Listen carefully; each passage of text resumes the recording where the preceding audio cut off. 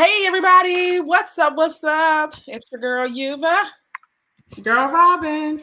And welcome to 4T. 4T. All right, don't know what's going on with our intro today, but it's all good. We are here today talking about a very important topic. We are talking about a very important topic today. If you're new to our channel, please click subscribe. Like, that's right. Subscribe, like, share, and make sure to leave your comments below. 4T, this is about being in your 40s, whether you're headed to your 40s, still in your 40s, or out of your 40s. This is the best of times and the worst of times.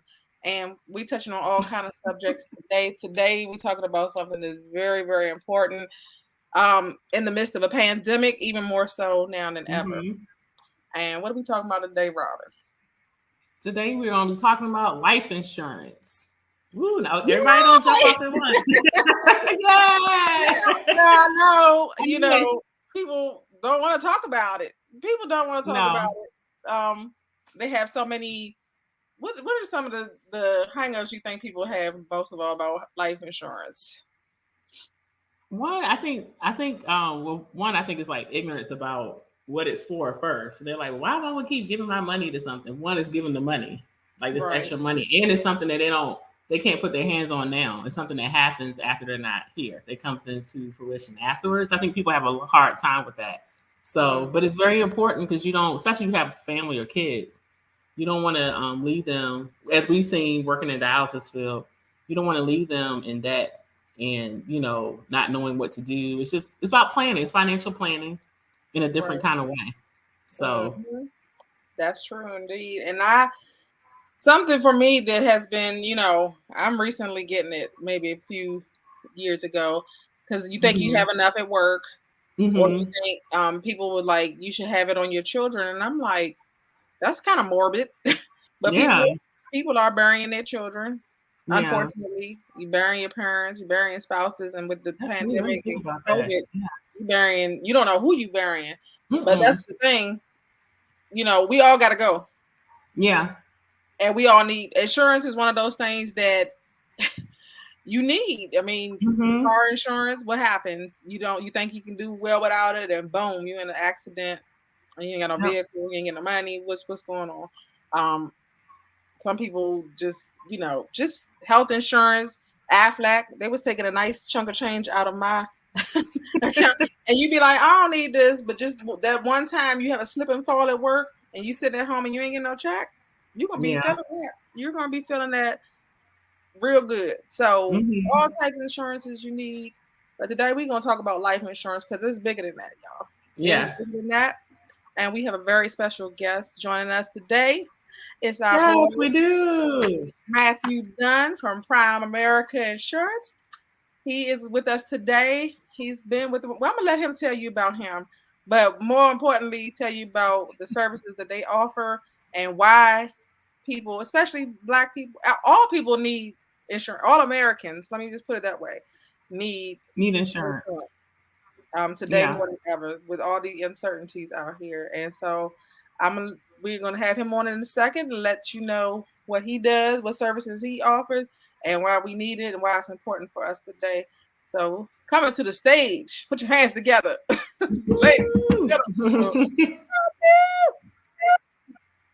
Hey. Hey, thank you for having me, guys. Thank you for being here. Thank you for joining us today. Yes, man, my pleasure. My pleasure. We're gonna jump right into it because, like, if you might have heard us talking about, people don't want to talk about life insurance, and it's one of those things. Like, man, I wish I would have gotten it, or I don't want to think about it because you don't want to talk about death.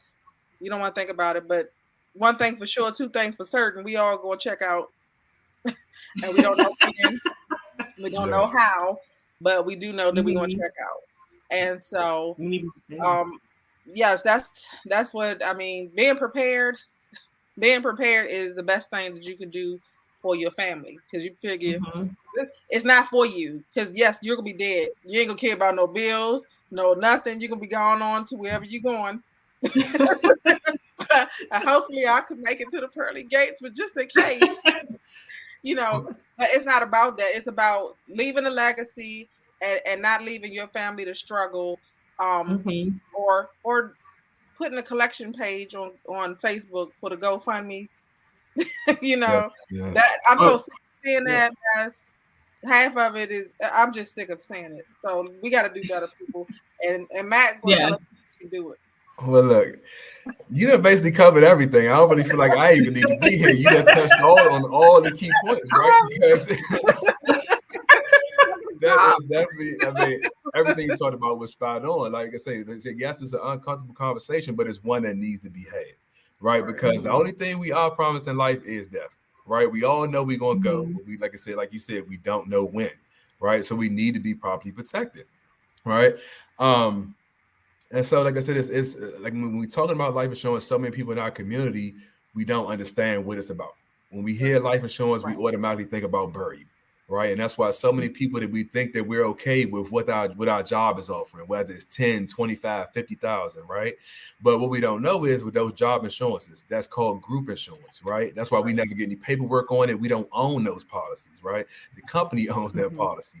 And there's so many loopholes and ways that they can get out of paying that money. That's why so many people are paying pennies to the dollar on it, right?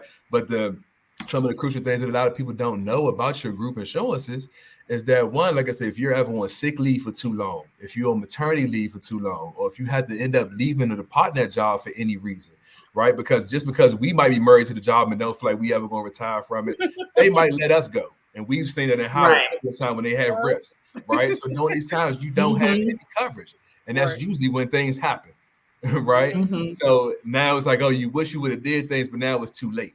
And that's another crucial thing, is that a lot of people, we in the misconception of thinking we can wait till we on our deathbed to get life insurance.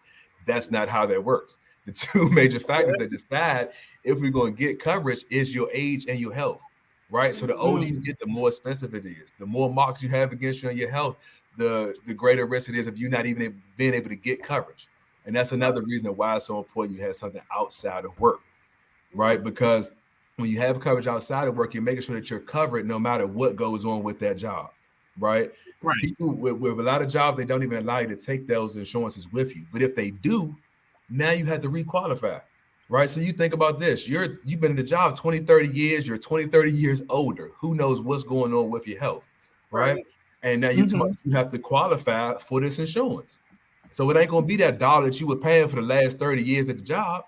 They're going to charge you market price for it. So whatever your age is and what you got going on with your health is going to determine that, right? But then, like I said, it's another thing that even with outside of work, with people with their personal policies, a lot of us are overpaying for our insurances, right? Or we are underinsured. We don't know how much we actually need. People are just going and getting these random numbers and just hoping they're going to be okay, right? So it's 5 things that you want to have covered to be fully covered, right? Your first thing you want to have covered is your debt, right? Because if you pass, you want to make sure that those bills and those debts are taken care of, right? Because somebody's going to collect those, end up collecting those bills, right?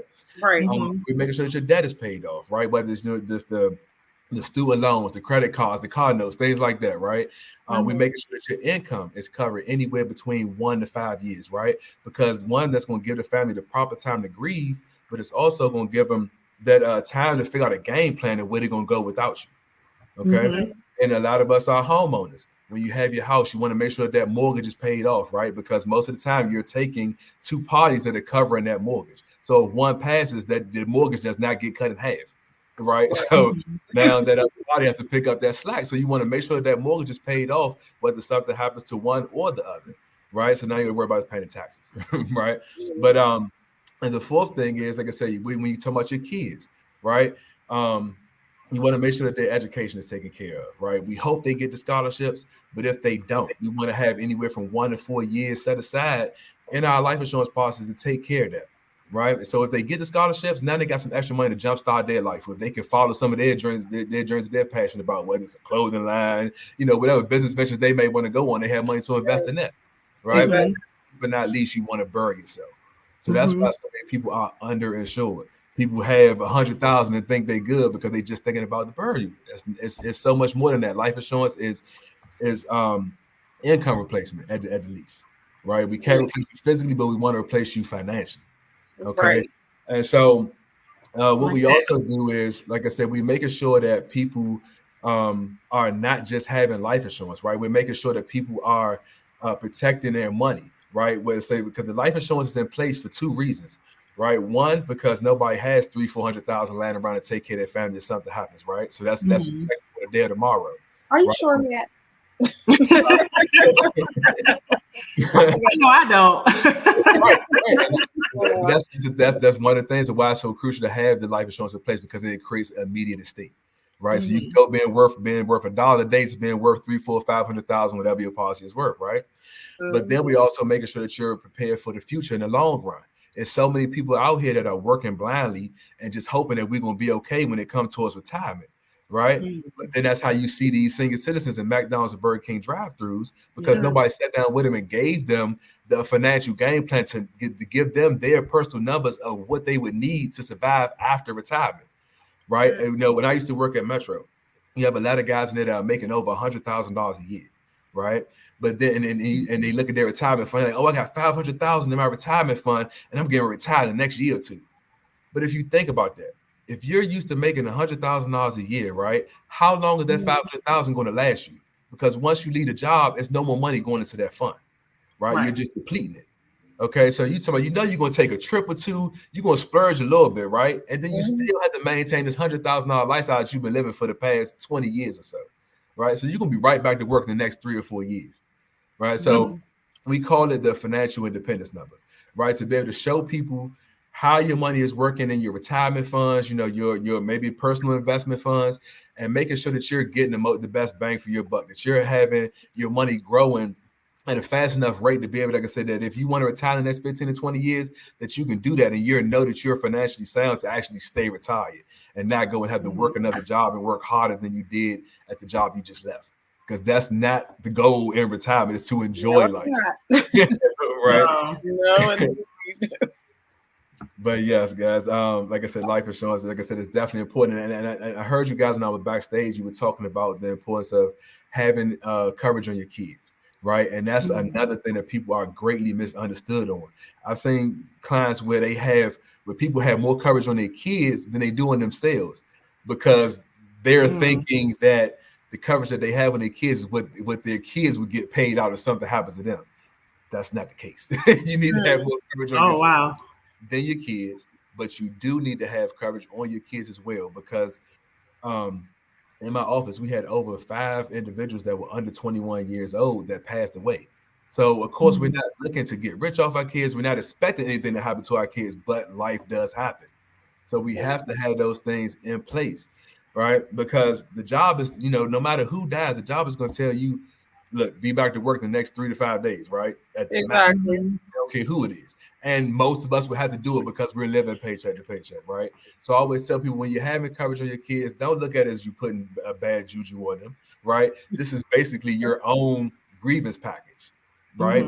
Because when you have the 40 to 50,000 on your kids, you'll be able to properly put them away, but then you also have that cushion for yourself to be able to take that time, get yourself together mentally, right? And then go back to work, where you can tell a job, like, look, I'm not coming back for the next 2-3 months. I need to get my mind together. Because you think about it, when you lose a child, that's a crucial death in your life. And like I said, you go to work, and that's the worst thing you'll want to do, is you go to work and you end up spazzing out on somebody because you're not in the right mindset, but they forced you back to work and you had to do it because you need that money. Yeah. So we put together, so that's another thing, is making sure that the whole family is protected, not just yourself. If you're the breadwinner, that's great that you have a policy, but you need coverage on your spouse as well. Like I said, because your monies are coming together. Like I said, when you're in a family, like I said, so you want to have the kids and the spouses covered, right? So we put together affordable game plans that's going to fit your budget. Like I said, because that's another thing too, is that we're not looking to have you go broke trying to making sure that your family is taken care of, right? So we put together a game plan. We show you what your insurance needs are, but then we also, like I say, get you in place with something that's going to fit your budget at that time, right? Because the biggest thing is get it in place. You get it in place, it may not be exactly what you need, but it's, like I said, you have it in place and you'll be able to increase it as time goes on. And that's another misconception too, is because so many people are used to with the jobs and their benefit packages, where you wait for this 1 week in February to make changes to your accounts and things like that. But when you have your policies outside of work, you'll be able to make those changes at the drop of a dime. Once it's issued, you can next week you say you want to increase another 200,000, you can do that. You have a child, you need to add your child to your policy, you can do that. You get married, you can add that spouse to the policy, right? So you have full control over that policy when you have something outside of work. And like I said, it's going to go with you wherever you go and whatever you have going on. Right. So changing your beneficiaries and all that stuff, because people, these are a lot of questions. I take people out of mind. Like, oh, you might be married one year, then the next year, maybe no. Yep. You might have another kid. You thought you was finished, and you might have another kid, or you might have somebody else. If you don't have any kids or husband, you might have somebody else designated, and that person get on your nerves. You want to change your beneficiary. That's true. That's good. The flexibility to change that. That's very good, and change the amount, because you might be worth more, or you might move to a bigger house, and now you have to cover more. So that's good to know. And I think getting into the question and answer session, I think that has been a deterrent. Like I said, for me in the past, it has been, because you're thinking of, you're equating age with death. And death comes in many forms, and like I said, it's not planned, and you don't realize that until you start living.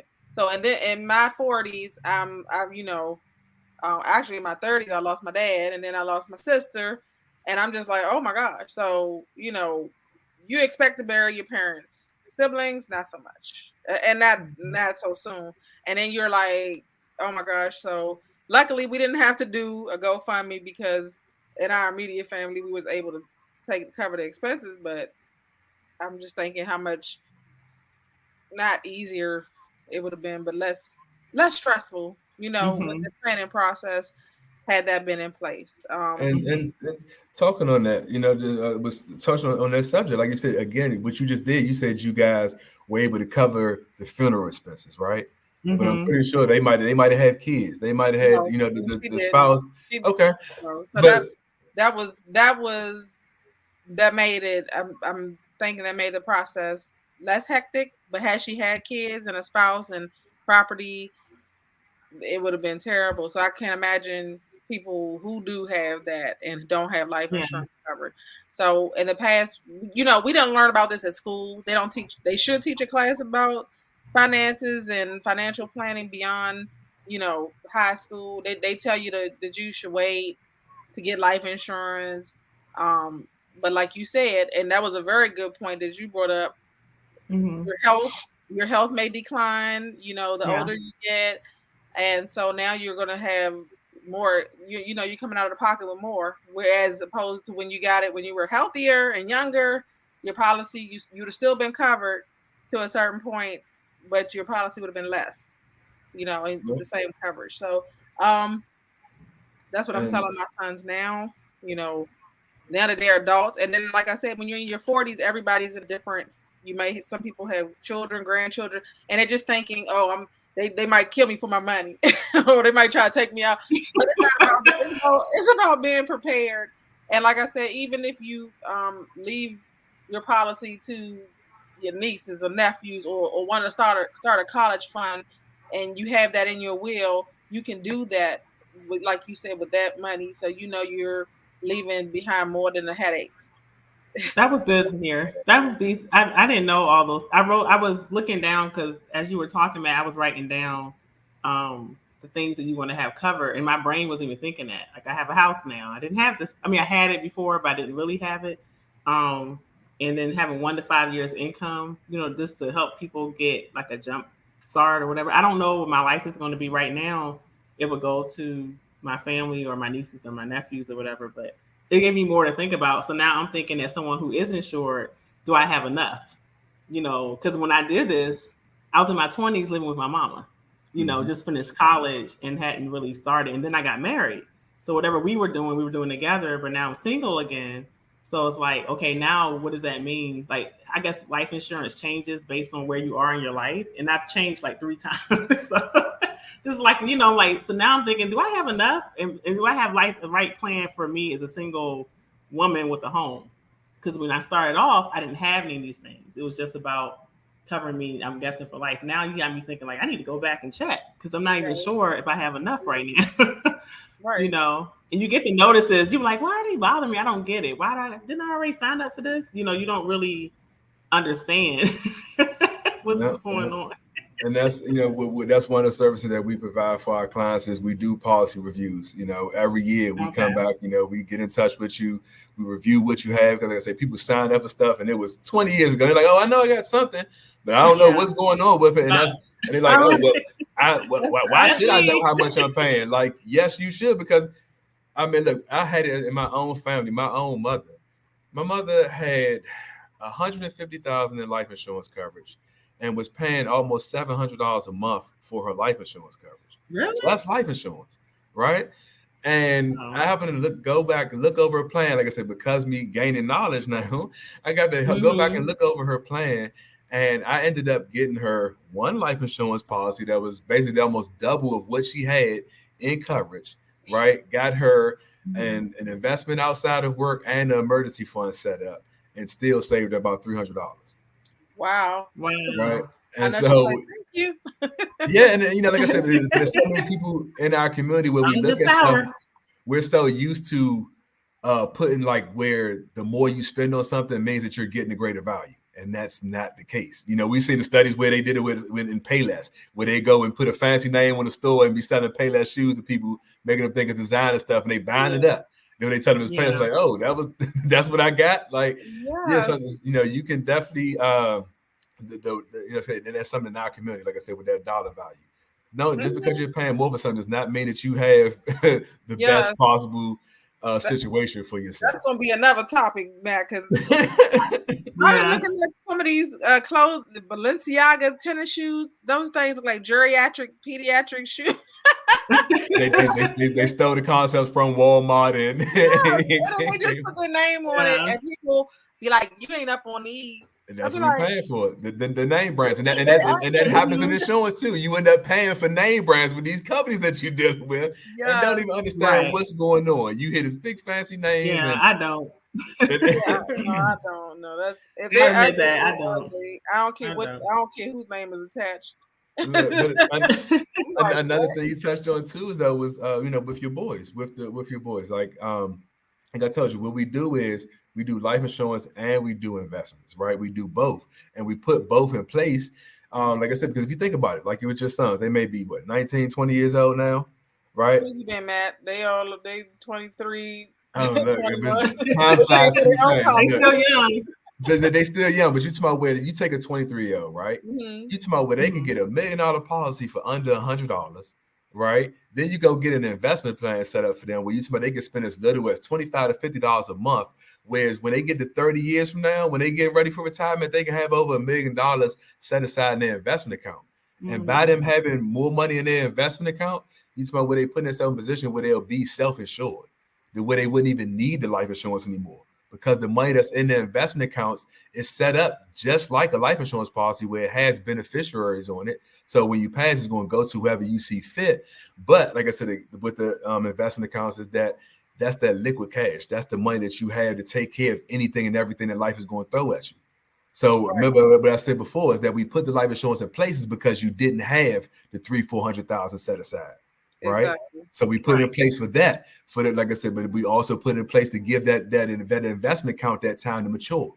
So eventually you'll have more money in an investment account than your life insurance policy is worth, which leaves you with options where now you can drop that policy and invest more into your liquid cash, right? Or you can dramatically reduce it and say, hey, I'll just leave enough in the life insurance policy to cover the burial costs. But again, you got enough cash on deck in that investment account to take care of anything else that would go on. Wow, that is good to know. That is good to know. We'll go back and talk about that. This investment piece. And I guess some people, another deterrent is the fact that it drops off. So when you say term life insurance, you just be like, okay, well, I plan on living because everybody in my family lived till they was 90 or 100. So if my policy ends at 75, will I be covered beyond this point? And what happens to my money after? Because I paid all this time into that insurance policy, and now I can no longer use it. Is there something in place, or do y'all have a service that can transit? Because I know like some Gerber life insurance plans, they say that you can use them as cash value once you get to a certain age. I don't know how true that is, but yes, because for is there education. something in place like that? Because what if you outlive your policy, and where is that money going? That's an issue. That's what we just talked about, right? So the reason why the term insurance is around is because one, it's the cheapest. It's the cheapest insurance you can get, right? So it's weird, especially with us dealing with middle class, with us being most of us in middle class, right, or lower class, where we can't afford too much. So it's where you can get a lot of coverage for a little bit of money, right?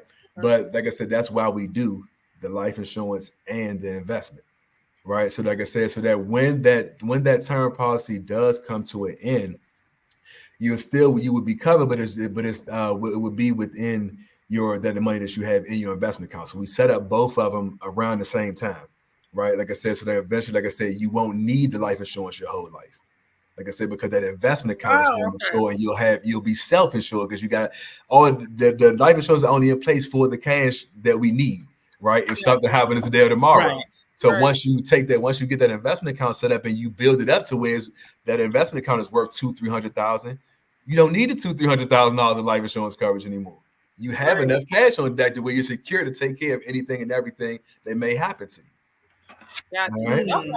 So that makes sense. Okay. So I was trying to get what you were saying, but it's two separate accounts.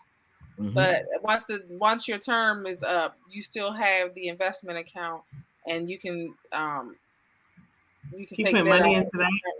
Right. Yep. And so and then the one thing that you had just spoke on as well is like people want to know, well, where my money go from all that time, and it's funny that they only think about that when it comes to life insurance.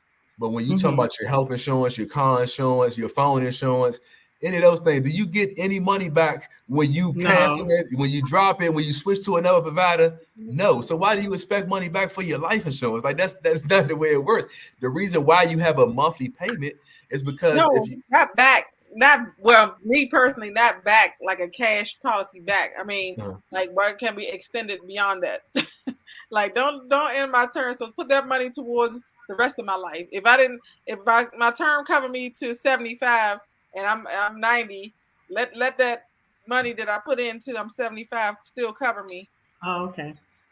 Well, like I said, that's what the investment account is for, is to make sure that you still are covered after your policy does. And like I say, yes, you can, and that's a misconception as well, is that when people look at term and policies, they look at the year, like the max we may start a policy would be 35 years. You can continue that policy on up to age 95, right? It doesn't have to end, but you just have to renew the policy. And of course, like I said, it's because your age, the prices go up. But like I said, what we want to do is make sure that you had an investment account so you don't have to worry about renewing when that time comes about. Right. Okay.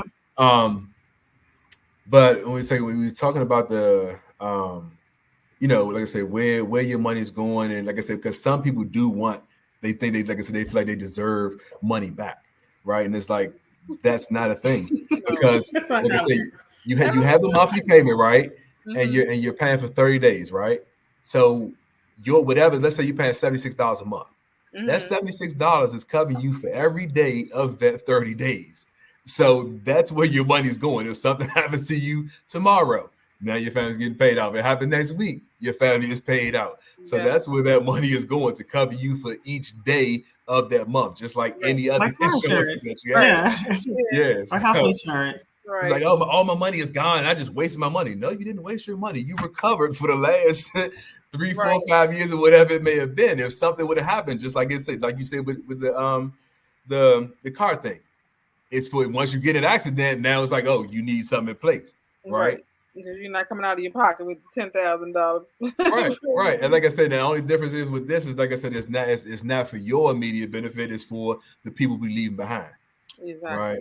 And like I said, we all have someone that's going to have to foot that bill. Whether, if we don't have kids with a spouse, it may be our mother that was left behind that got to take care of that bill. Like me, myself, I don't have any kids, right? But I still have I have over $1 million in coverage on myself. right? Because what that's going to do is the things I just discussed is going to pay off my debt, it's going to pay off my mortgage, all those things to be covered, and then my mother still have full $500,000 to still play with and live her best life. Hopefully, she'll have a heart attack when she see that big check come. But it's like, I know that I'm taking care of. I don't have to put that stress on her if something does happen to me today or tomorrow. Right. Well, speaking from a mother's point of view, that check is not even going to be enough to cover replace it. But it will make it comfortable. No, but it definitely makes the grieving process a little bit easier when you got that. You got some money. Like I said, we definitely pay you physically. I have a question. So we're talking as already insured people, so we'll talk to you offline about that. Or that could be another more getting in depth for that. But getting back to just going to the topic of why life insurance is needed. What should we consider? What should a person consider when buying life insurance before they start that process? So if you as boys want to come in, what type of things would you tell them? Someone just to come up to you, ask, what should they consider before they, go into life insurance? What should they consider? Mm-hmm. I would say basically it's what you have going on with yourself personally. Like I said, do you have kids? Right now, do you have a spouse? Do you have anyone that you care about? Like I said, because we've all, like I said, a lot of people think because I don't have kids and I don't need it right now. That's not true at all, right? That's because we all have been through it in some form of fashion. Like I said, we done seen so many GoFundMes, right? Where a child passes, and let's say that the funeral and stuff does get covered, but it's like you still have, like I said, it's a lot more that goes into play with that. Like I said, the families are still hurting. The families are struggling. Sometimes that child that passed away, they could have been a major contributor to taking care of their parents, right? So now that's gone. So now their parents got to go. Who knows? May end up on the street, right? So it's always somebody that you want to look out for, whether it may be niece, nephews, little cousins, somebody that you want to look out, and that's important to you. And like I said, because we've all seen it in life, like I said, where it's been a friend or a family where they struggle with burying somebody. Right. And that's good that you guys revisit the policy annually, because like you said, as a 21-year-old, I'm coming to you with a whole different set. Yeah, I don't have no kids. Yeah, I don't have no spouse. And then 10 years from now, so you try to forecast, okay, I might have a kid. I might get married within the 10 years. Let me get this. Then I might buy another house and I might have some investment properties, so trying to forecast. So that's good that you guys revisit the policy every year, because people, again, they put insurances for some reason on the back burner. And I don't know why. All insurances, you need to check your policies. You need to check and make sure you're getting the best deal. You need to make sure that you're covered enough, have enough coverage. And I think that that's good to review all your health insurance. Like you said, when that insurance comes for your health care coverage every February or every November, open season. What's it called? Open season? Yeah, the open enrollment season. You got 1 week. Open enrollment. That is good that you review. Make sure you're getting the best coverage for your family or for yourself, and make sure you're fully covered. Make sure that and if you don't, you got to get supplemental. Figure out who you want to leave it to, right? It's like insurance is a headache for most people, and I'm speaking for I'm going to say majority of people. People don't like thinking about it. People don't like talking about it. No type of insurance, but it's something that, like you said, you definitely need to have. You definitely need to make sure you have enough. And that's good that you guys reach out to people to answer questions, because sometimes you need to break it down into layman's terms for people, like and answer like me. And it's funny that two things I want to touch on before I forget. But when you're talking about with the younger people, again, like I said, that's the best time to get it, because guess what? You're, like I said, you're younger and you're at your youngest and you're at your healthiest, right? So you can get a lot of coverage for a little bit of nothing. Right. And like I said, then you had that flexibility to when your life does change, you can make those changes to it, you know. And then, like I said, when you talk about the whole complications of people thinking it's so overwhelming. I just had a young lady who I helped the other day, and she texted me thanking me. It's like, oh my God, I thought it was gonna be so much more complicated and I was gonna have to go through this, that, and third. It's like, no, it's like a quick 15, 20-minute meeting we can, be able to answer all your questions, give you a much better understanding on the importance of it. Like I said, and be able to run you numbers, but like I say, even more importantly, making sure that it's going to fit your budget. Like I said, because we don't want to put you in any financial bind, right? We already struggling. So it's like I don't want to put you in a situation where you're like, okay, do I pay this light bill or do I pay my life insurance policy? No, we want it to be as painless as possible because you want to keep that coverage for as long as possible to make sure, like I said, because we all know our day is coming. We just don't know when. Exactly. Well, there is so many questions. I'm sorry, go ahead. Oh, did anybody? I have one more question. Okay. What if you wanted to transfer policies to another policy? Is that possible, or do you have to start all over again? So what happens is, like I said, we look over what you have in place. If you do have what we call a cash value policy, sometimes there is funds that are attached to that policy. And so we would help you to retrieve those funds, first of all, to make sure that you're going to get the majority of that money back. There's a couple ways that we do that. And then we can, like I say, make that conversion into the policy that's going to fit your needs better. Okay. All right. So like I said, and what we do is during that process, we would have you keep the current policy that you have until we get your policy in place with us. And then you can cancel that policy. Because like I said, if something happens in between that transition, we want to make sure that you still have something in place and that you're taking, the family is taken care of. So they will honor that previous policy that you had until we get the policy that we're putting together for you in place. Okay. Well, I was wondering. that is good to know. And I'm sure all the people going to have questions, Matt, and they're going to leave the comments below. And we're going to make sure that you get those questions, and we're going to post your contact information. But you can go ahead and just let us know the best way to reach you if we have any more questions, or we want to sign up for life insurance with you. Yeah, and then one other thing too with Robin's question was with the transfer and with switching the policy, right? Some people look at it like, oh, well, I don't want to pay for two policies. Like I just paid my life insurance. I don't want to pay for a life insurance again. You don't have to worry about that. Because remember what I told you earlier about you making payments daily, right? So basically that's what your monthly payment is covering. So when you cancel that policy, they have to refund you whatever that payment was that you may have just made. They will refund you that money, so you're not double paying for life insurance on that month when you do decide to convert, if that's a thing. Okay. Well, that's definitely good to know. Yes, man. We want to probably have you back. I'm sure they have more questions. I'm sure this is an interesting topic and a lot, especially talking about the age range of being in your 40s, because it's like you now reach adulthood. Like it's no more young adult anything. You're like adulthood, and now we're all thinking about retirement more than ever than you were when you were in your 20s. Now it's like forever on all of our minds. Like, well, how can we make more? Because we know the government is not going to, that Social Security check is not going to supply taking care of us, for the rest of our lives. We need more than that. So this is good to know. These are things that I was worried about or thinking about and had no idea about. So I'm sure we're going to have you back on. I'm sure people are going to have some more questions. Yes. Just to see further. Yeah. Your financial independence number. Like I said, that varies per person. One person might need 500,000, next person might need $1 million to fully retire. Right. But that's what, like I said, that's what we do to structure a game plan for you specifically and what you have going on.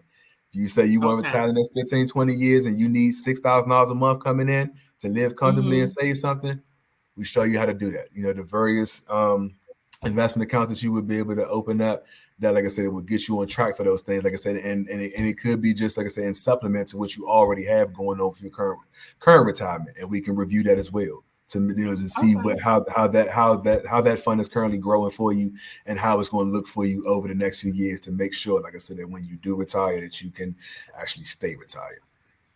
All right. Plan to me. I like a plan. So the best thing to do is just start that conversation and go ahead and leave us your information. Tell us the best way to reach you if they should have more questions or interested in starting a policy.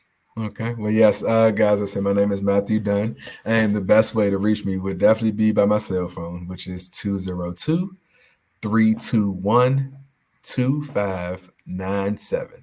All right. And the best way would be just give me a text. You shoot me a text, with your name and the best time to contact you. And I'll be sure to reach out to you within 24 to 48 hours. All right. We can set up a meeting with you, your spouse, your significant other. And let's say 15 to 20 minutes. Your grown children. Yes. Yes. And with the grown children, like I said, you can the parents, you can be the owner on those policies, until you feel that they're responsible enough to take over those payments. So that is a thing as well. We need to have these conversations at our family reunions. So instead of eating barbecue and macaroni and cheese, okay, getting them carbs, we should go ahead and have this conversation. People are not talking about it enough, and this is something that's very important. Y'all can't stress it enough. Can't stress it enough. No GoFundMe. Don't ask me for no GoFundMe money because I ain't doing it. I'm like, did you call Matt? I'm like, no, you didn't call Matt. We did not call Matt. Collecting money in church. Fund you nothing. Left to the GoFundMe. Ended. Like it's terrible. It's like these people are struggling just to get money to bury. You see these GoFundMes, they tell them $10,000, $15,000, and then you're barely hitting your mark, and that was just to bury the person. That's just to bury them. What about who they leaving behind? Well, we want to thank you so much for joining us on 4T. And we're going to close out. But thank you. We'd love to have you back soon. I'm sure, like I said, y'all drop your comments below. Click like and click share. And don't forget to subscribe so you can always get hit that notification bell. You can always get our latest information. Y'all never know what we're going to be talking about, but I guarantee you it's going to be beneficial to you. However old you are. So if you headed to your 40s, you're already in your 40s, or you didn't out of your 40s and think it's something you need to do that you haven't done yet, tune in to 4T here every Wednesday at 6ish. Every Wednesday at 6ish, but yeah. Thank you again so much, Matt, for joining us. And thank you, Matt. Appreciate it. Definitely a pleasure, and I will be available to you guys anytime you need me. I look forward to being on here with you guys again. Thank you. Oh yeah, definitely. All right.